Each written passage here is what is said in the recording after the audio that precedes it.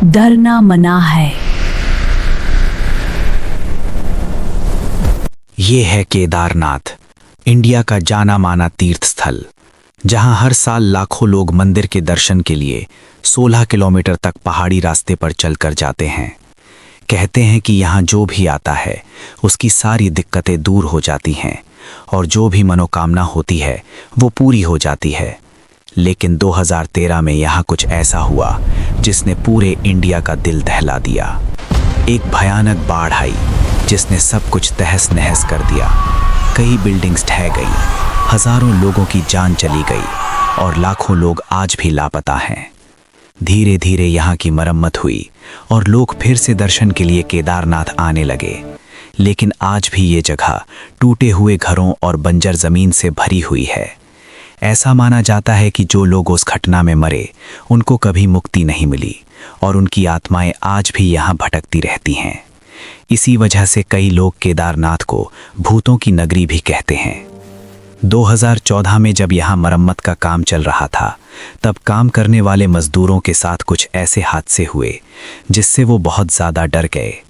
जब मजदूरों से सवाल पूछा गया तो उन्होंने बताया कि काम के दौरान उन्होंने कई अजीबोगरीब चीज़ें महसूस की, जैसे उनका सामान इधर उधर हो जाना, सांस का रुक जाना, दूर से मदद के लिए चीखती हुई औरतों की आवाज़ें सुनाई देना या छोटे बच्चों के रोने की आवाज़ें आना। एक मजदूर ने यह भी बताया कि उसका एक दोस्त था जिसका नाम भोला था। एक रात घने अंधेरे में भोला अकेला पहाड़ी गली से गुजर रहा था। उसे लगा जैसे कोई 2 या 3 लोग उसका पीछा कर रहे हैं। वो तेज चलने लगा, तब उसे पीछे से बचाओ बचाओ की चीख सुनाई देने लगी। जैसे ही वो पीछे मुड़ा तो वहाँ कोई नहीं था। जैसे ही वो वापस आगे बढ़ा, उसने देखा कि उसके पूरे रास्ते पर मरे हुए लोगों की खोपड़ियाँ बिखरी हुई हैं। ये देखकर उसने अपनी आंखें बंद कर ली। अचानक उसका दम घुटने लगा और वो घुटनों के बल नीचे बैठ गया। उसे सांस आनी बंद हो गई और उसे ऐसा महसूस हुआ जैसे वो पानी में डूब रहा हो। हिम्मत करके जब उसने आंखें खोलीं तो वो गहरे पानी के बीच था और उसके आसपास हजारों लोग उसी पानी में डूब रहे थे। उसके कानों में फिर से बचाओ बचाओ की आवाज़ें गूंजने लगीं। उसे लगा जैसे वो सब लोग उसे पानी के और नीचे खींच रहे हैं। कुछ ही देर में वो बेहोश हो गया। सुबह जब उसकी आंख खुली तो उसके आसपास कोई नहीं था। भोला उसी दिन अपने गांव के लिए निकल गया और दोबारा कभी केदारनाथ नहीं आया।